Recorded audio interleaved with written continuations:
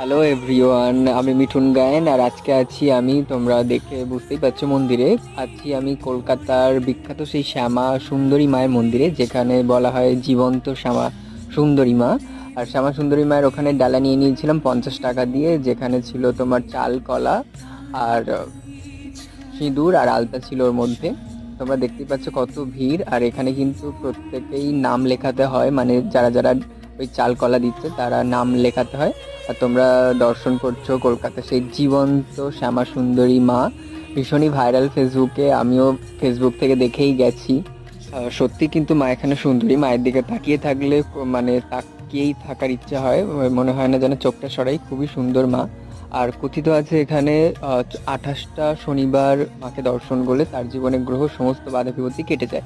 আর তোমরা যদি ফুল ভিডিওটা দেখতে হয় কোথা থেকে আমি গেছি বা কিভাবে যাবে, তো আমার ইউটিউবে ভিডিওটা পোস্ট করা হবে।